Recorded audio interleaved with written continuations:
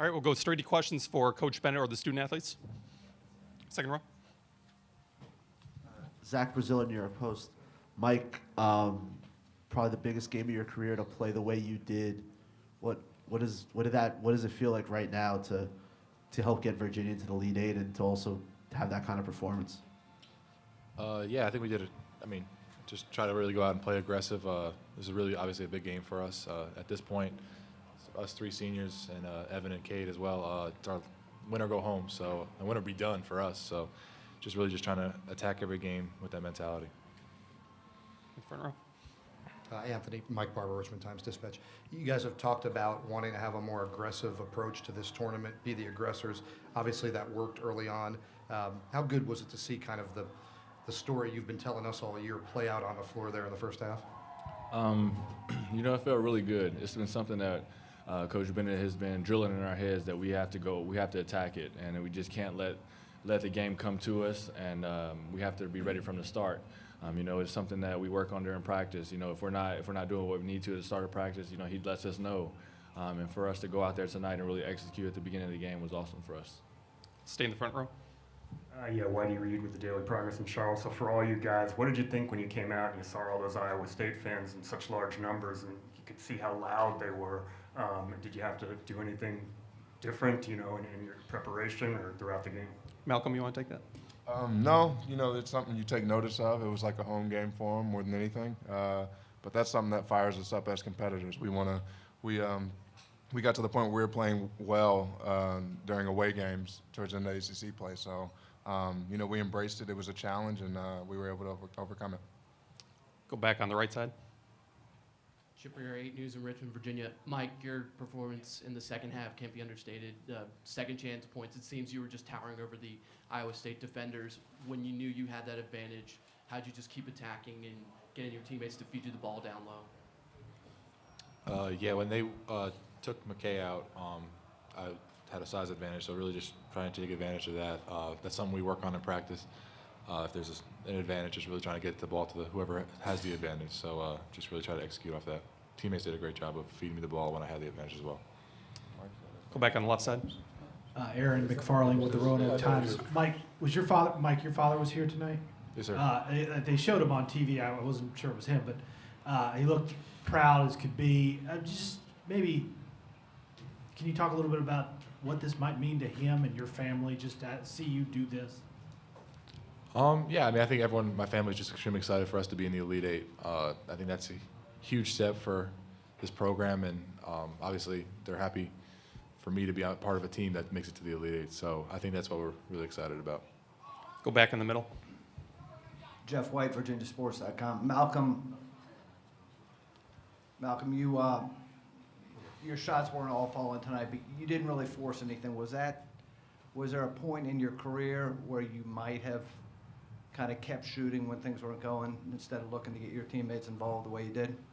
I think so. I think earlier this season I would have. Before the Georgia Tech loss and Florida State loss, I think I would have kept shooting. But, we've gotten this far because we play as a team, because I defer when other people are playing really well, because other guys defer when I'm playing well.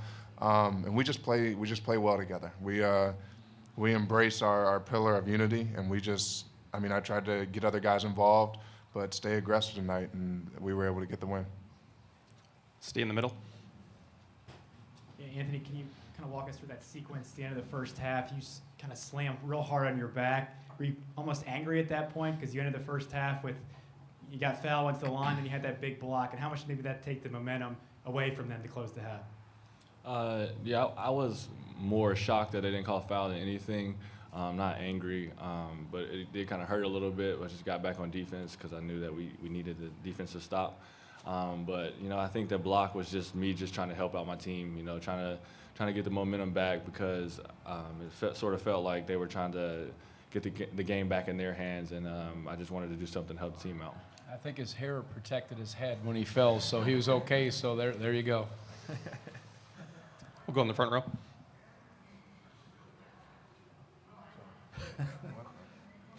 Malcolm, can you just talk about, I know you have unfinished business, but can you talk about what it means to get to the Final Eight or Elite Eight? We've had a long season, and I feel like we've just gotten better and better. We've battled through our ups and downs, and it's a huge accomplishment. We're not done, but we do have to take it one game at a time, and now we need to enjoy this for a few hours, but we need to refocus as this game is the day after tomorrow. So, we'll enjoy it, but we'll watch film and learn from this one, but prepare for the next. I know it's been written a lot. I don't know whether you've read it, but I'm sure you've been asked a lot of questions before games like this about pace of play. And everybody thought, well, this is their pace against your pace. Do you ever really think there's much to it? It seems like you guys are comfortable playing whatever pace. I actually do think there's something to it. I think we're comfortable playing our pace. I think when we win games, it's because we get other teams to slow down. We make them use their shot clock, and we use ours, and that's the pace we like to play at. Tony, I was told that your dad. You can, when they're off, then you can ask Okay. me. Okay. Malcolm, when you guys are playing that aggressive style as the mentality you want to have in this tournament, is it hard to protect the ball? I mean, today you guys were great with not having turnovers. Is it hard to be aggressive and not lose control of that? No, it's protecting the ball is not just something you decide to do. It's something you work on. We do drills in practice to protect the ball and to have ball security. So, Coach Bennett encourages us to be aggressive, but be tough with the ball and take care of it. So that's what we try to do. Go back on the right side. Malcolm, Anthony, you guys said yesterday that the difference for this year's team is you all are relaxed and you go out and attack first. And even though Iowa State comes back in that second half and starts to surge ahead and you finish out strong, how does your confidence just continue to build, knowing what you've been preaching is continuing to perform and come out in the results that you want? I think our confidence grows when we look at each other and we know that we've done something. We know that we're doing what our system is built upon, and when we're really embracing the 5 pillars that we go by each and every day. I think that's where we get our confidence from. And if we're going out there and doing everything that we need to do in order to get wins and play together as a team, I think that's where our confidence comes from. Zach Brazilian, New York Post for Malcolm or Anthony. What was it like to see Mike have a game like that, arguably his best game of the season, on this kind of stage? Huge. Mike's a guy that's coming to his own towards the end of the ACC play. I'm not even sure if this was his best game. That Louisville game towards the end was a monster game. But this was a huge game for him, huge game for us. When Mike comes out and he's aggressive and confident and plays like that and how he's been playing, we're another level team. He's playing with a lot of confidence, and we're happy he's doing that. Take one more question for the student athletes. Malcolm, you guys came out and hit 7 of 10 from the floor to start the game. So what were you seeing on the court that led to that hot start? I think we were just playing inside out. The big guys were able to make a few shots, and then it opened up the guards for a few rhythm shots, and we were able to attack off of sides. And then once they, played sides a little differently and made adjustments, we switched to a few different offenses and continued to make adjustments to be effective offensively. All right, we'll let the student athletes go at this time. Thank you, gentlemen.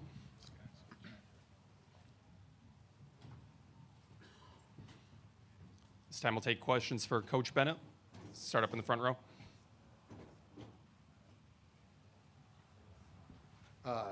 When you talk about the aggressive approach and that mindset, was this the best example of that so far in this tournament, of kind of coming out the way you wanted them to? Yeah, I think we hit some shots and that got us going.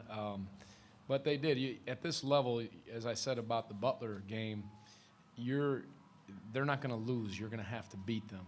And I thought the guys came out. I thought London got us off to a really good start, and Devin Hall. Defensively, we were aggressive. That's both ends of the floor, and I thought that was significant for the start because they are potent offensively. We knew that, and you could see it. And so we had I think our offense really helped us. On the left side. Ava Wallace, The Washington Post.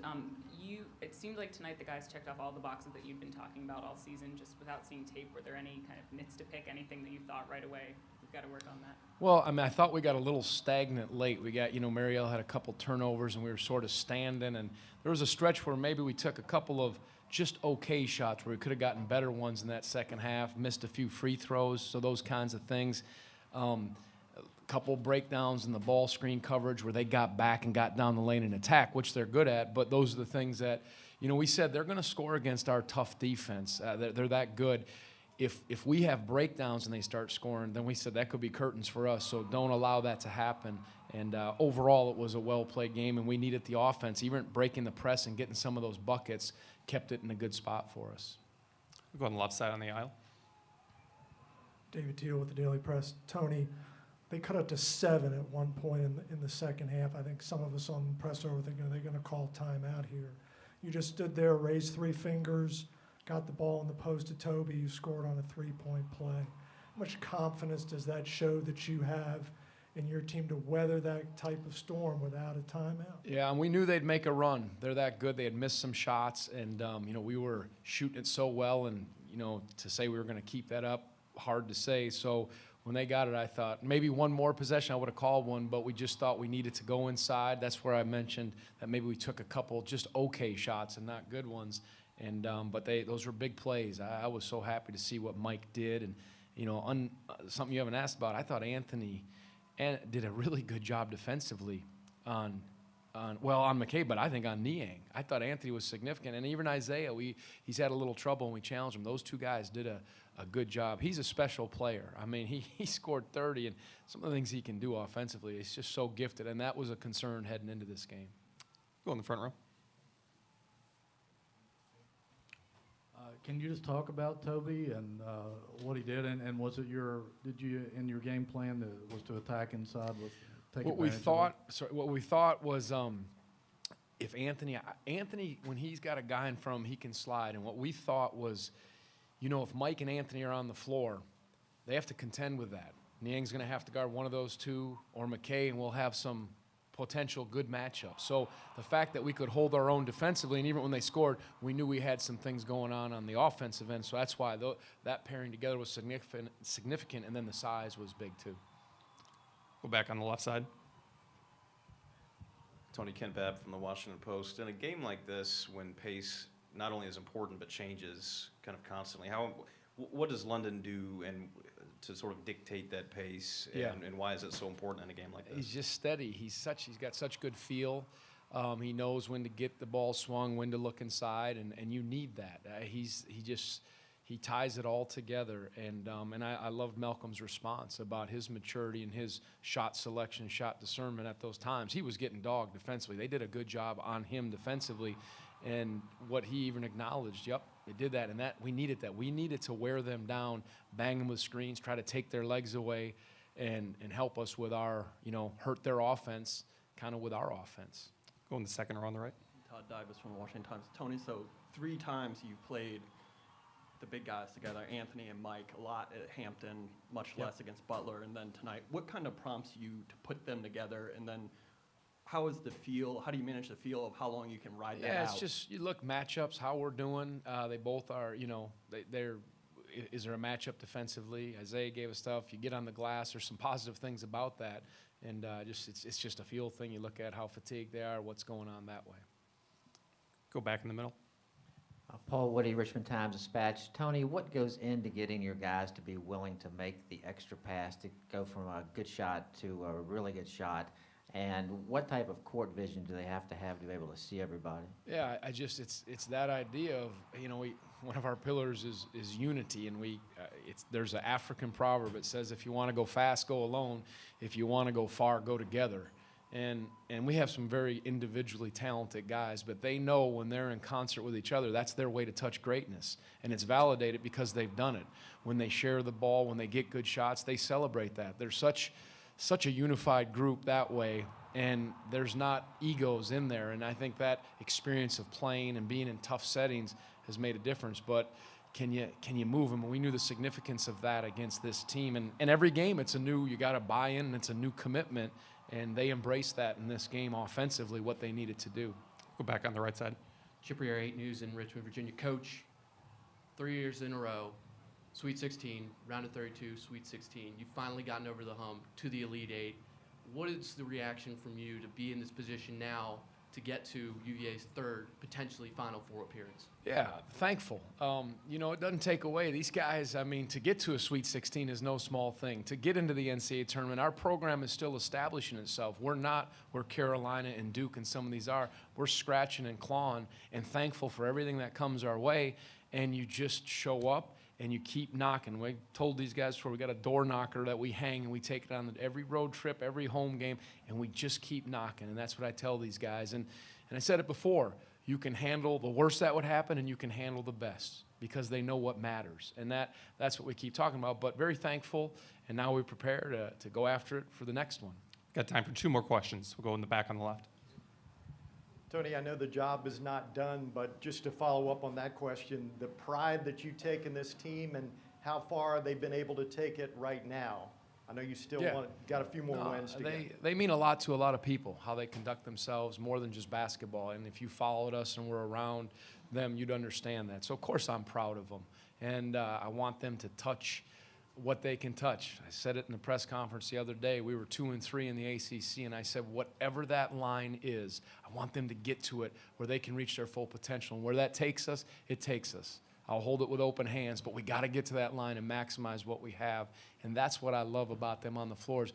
They're touching that. They're getting close to it. Time for one last one at the front.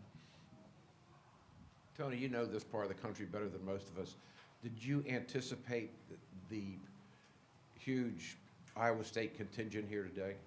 They did have. I heard the roar, and Whitey asked that question.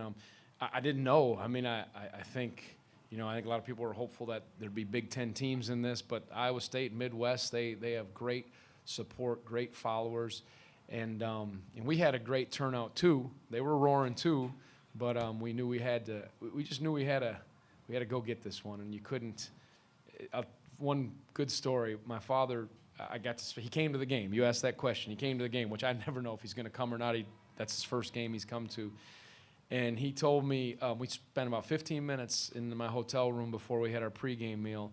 And he said on Thursday, it was 20 years to the day that his father had passed away. And he said, I just sat and I thought, what would my dad, your grandfather, tell you going into this game? He was an Italian, a steel worker, not real well educated. He said, you know what your grandfather would tell you? He'd tell you, don't tiptoe into this one. No tiptoeing. And I shared that with our guys. I said, do not tiptoe in this game. And I shared that story. And that meant a lot because you have to go into these games. You can't tiptoe. You got to go get it in our way. And that was just really cool. It was a sweet time with my father for about 15 minutes.